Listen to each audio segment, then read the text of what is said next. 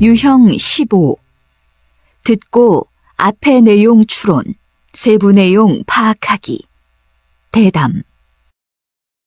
연습 1.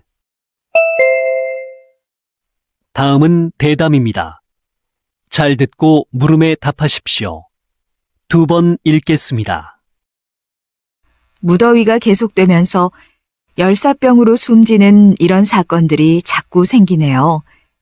열사병에 걸리지 않으려면 건강관리를 잘해야겠습니다. 그런데 교수님, 요즘 열대야가 심해서 잠자기가 어렵지 않습니까? 열대야를 이기는 방법이 있을까요? 우리 몸은 체온이 떨어져야 자는 시간으로 인식합니다. 그렇기 때문에 자기 전에 미지근한 물로 샤워를 해주는 것이 좋습니다. 또 혈당이 떨어지면 안정감을 주는 세로토닌이라는 성분이 뇌에 안 들어갑니다.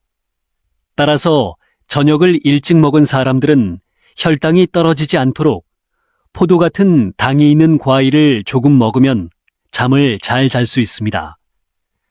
그리고 늦은 시간 운동을 하신 분들은 소량의 과일이나 탄수화물을 드시는 것이 좋습니다. 조금만 신경 쓰면 열대야에도 잘 잘 수 있을 것입니다. 다시 들으십시오. 무더위가 계속되면서 열사병으로 숨지는 이런 사건들이 자꾸 생기네요. 열사병에 걸리지 않으려면 건강관리를 잘해야겠습니다. 그런데 교수님, 요즘 열대야가 심해서 잠자기가 어렵지 않습니까? 열대야를 이기는 방법이 있을까요?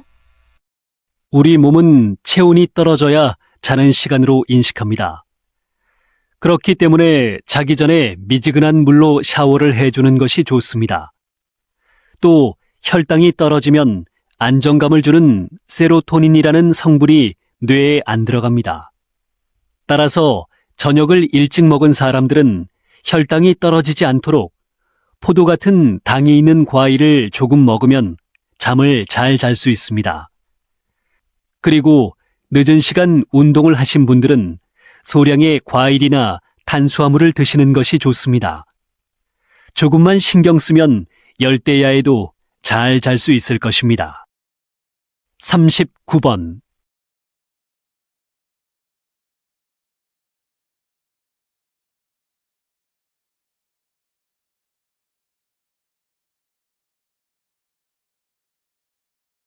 (40번)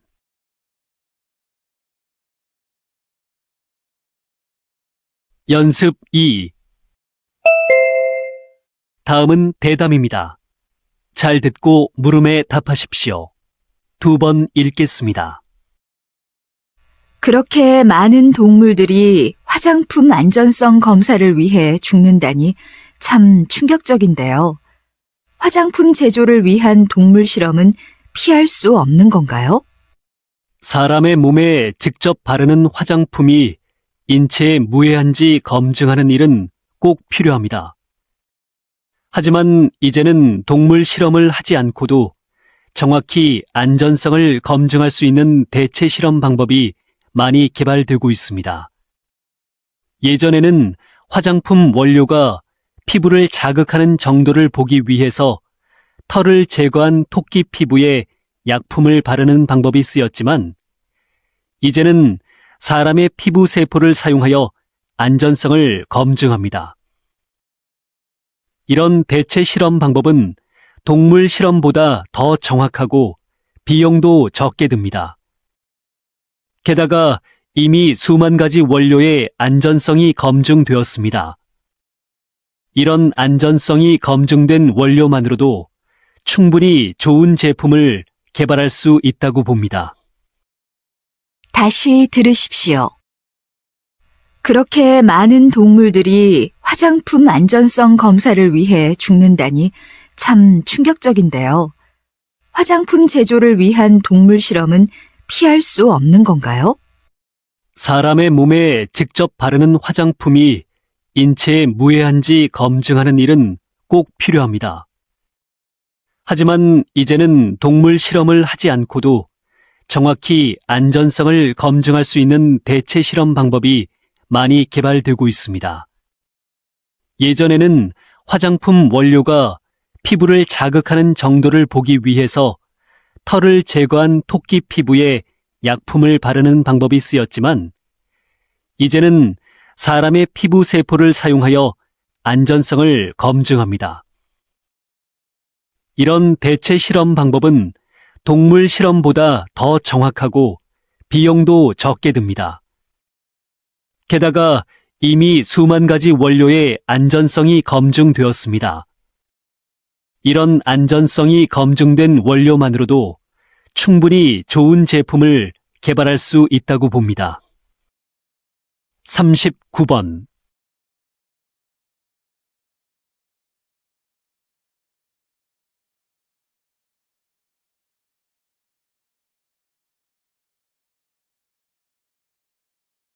(40번)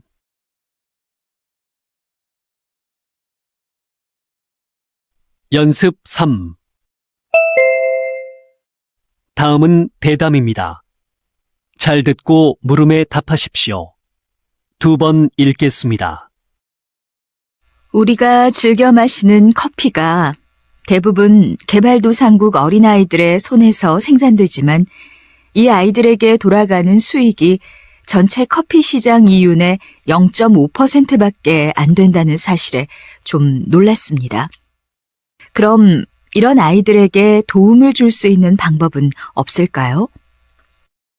요즘 주목받고 있는 공정무역 커피는 아이들을 포함한 커피 생산 노동자의 가난 극복에 도움을 주고자 만들어졌습니다.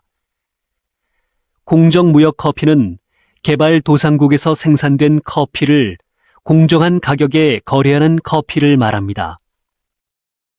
커피 판매 수익금의 80%는 커피 생산 노동자에게 돌아가며 나머지 20%는 개발도상국 아이들의 교육을 위한 장학 사업에 쓰입니다. 요즘엔 한국에서도 유명 커피 전문점에서 공정무역 커피를 사용하는 곳이 증가하고 있는 추세입니다. 아직 공정무역 커피에 대해 잘 모르는 사람들이 많은데 적극적인 홍보가 필요하다고 봅니다. 다시 들으십시오. 우리가 즐겨 마시는 커피가 대부분 개발도상국 어린아이들의 손에서 생산되지만 이 아이들에게 돌아가는 수익이 전체 커피 시장 이윤의 0.5%밖에 안 된다는 사실에 좀 놀랐습니다. 그럼 이런 아이들에게 도움을 줄 수 있는 방법은 없을까요? 요즘 주목받고 있는 공정무역 커피는 아이들을 포함한 커피 생산 노동자의 가난 극복에 도움을 주고자 만들어졌습니다. 공정무역 커피는 개발도상국에서 생산된 커피를 공정한 가격에 거래하는 커피를 말합니다. 커피 판매 수익금의 80%는 커피 생산 노동자에게 돌아가며 나머지 20%는 개발도상국 아이들의 교육을 위한 장학 사업에 쓰입니다. 요즘엔 한국에서도 유명 커피 전문점에서 공정무역 커피를 사용하는 곳이 증가하고 있는 추세입니다.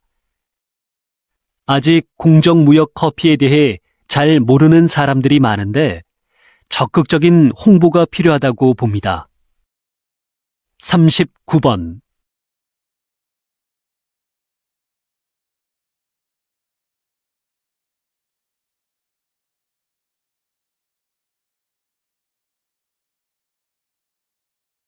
(40번) 연습 4. 다음은 대담입니다. 잘 듣고 물음에 답하십시오. 2번 읽겠습니다. 광고가 단순히 소비를 자극하는 것이 아니라 시대의 메시지를 전하고 대중과 소통하는 매개체라는 생각이 참 흥미롭네요. 기존의 광고와 선생님의 광고가 확연히 구별되는 점이라고도 볼 수 있겠는데요. 그럼 어떻게 해야 선생님처럼 창의적인 광고를 만들 수 있는 걸까요? 많은 사람들이 제게 창의력을 기르려면 무엇을 해야 하냐고 묻는데 사실 특별한 비법은 없습니다. 뭘 하든 그 일에만 몰입해서 잘하면 됩니다. 여행을 할 때는 여행을 잘하고 사람을 만날 때는 그저 사람을 잘 만나는 거지요. 우리 주위에서 일상적으로 지나치는 평범한 것들도 촉각을 세우는 순간 새로운 아이디어가 됩니다. 나에게 주어진 시간이 하루밖에 없는 것처럼 세상을 바라보면 눈에 비치는 것이 매 순간 새로울 것이고 세상에 놀랄 만한 일들이 많다는 것을 느끼게 될 것입니다. 자주 놀라고 감탄할수록 많은 창의력이 생깁니다. 자기 스스로를 놀라게 한다면 다른 사람들도 놀라게 할 수 있고 감동도 느낄 수 있다고 생각합니다. 다시 들으십시오. 광고가 단순히 소비를 자극하는 것이 아니라 시대의 메시지를 전하고 대중과 소통하는 매개체라는 생각이 참 흥미롭네요. 기존의 광고와 선생님의 광고가 확연히 구별되는 점이라고도 볼 수 있겠는데요. 그럼 어떻게 해야 선생님처럼 창의적인 광고를 만들 수 있는 걸까요? 많은 사람들이 제게 창의력을 기르려면 무엇을 해야 하냐고 묻는데 사실 특별한 비법은 없습니다. 뭘 하든 그 일에만 몰입해서 잘하면 됩니다. 여행을 할 때는 여행을 잘하고 사람을 만날 때는 그저 사람을 잘 만나는 거지요. 우리 주위에서 일상적으로 지나치는 평범한 것들도 촉각을 세우는 순간 새로운 아이디어가 됩니다. 나에게 주어진 시간이 하루밖에 없는 것처럼 세상을 바라보면 눈에 비치는 것이 매 순간 새로울 것이고 세상에 놀랄 만한 일들이 많다는 것을 느끼게 될 것입니다. 자주 놀라고 감탄할수록 많은 창의력이 생깁니다. 자기 스스로를 놀라게 한다면 다른 사람들도 놀라게 할 수 있고 감동도 느낄 수 있다고 생각합니다. 39번.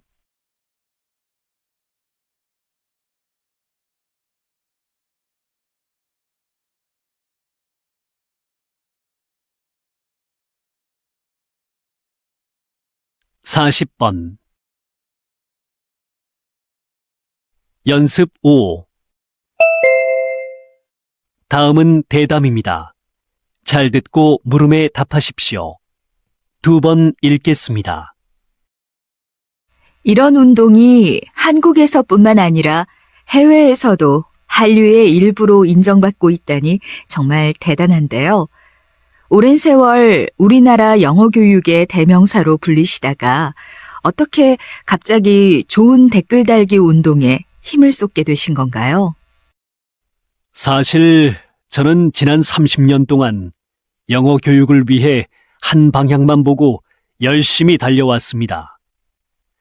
그러던 어느 날 어느 여가수가 악성 댓글에 시달리다가 자살한 사건을 접하게 되었습니다.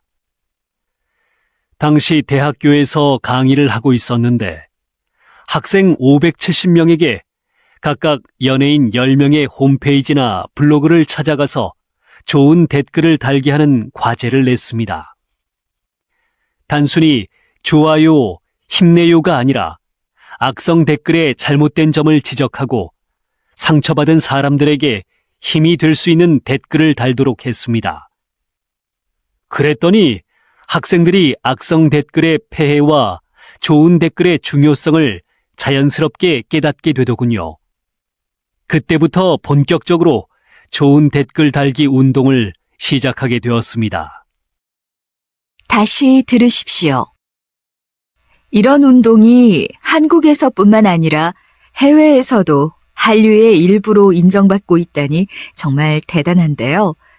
오랜 세월 우리나라 영어 교육의 대명사로 불리시다가 어떻게 갑자기 좋은 댓글 달기 운동에 힘을 쏟게 되신 건가요?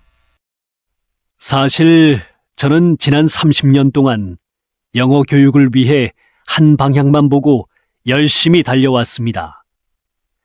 그러던 어느 날 어느 여가수가 악성 댓글에 시달리다가 자살한 사건을 접하게 되었습니다. 당시 대학교에서 강의를 하고 있었는데 학생 570명에게 각각 연예인 10명의 홈페이지나 블로그를 찾아가서 좋은 댓글을 달게 하는 과제를 냈습니다.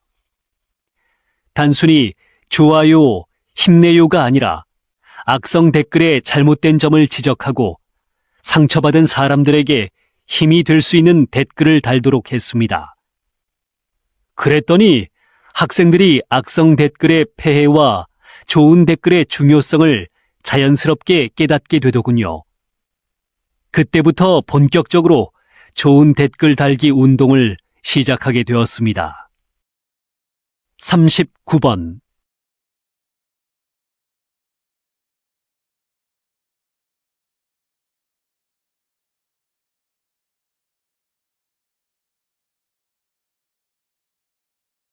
(40번)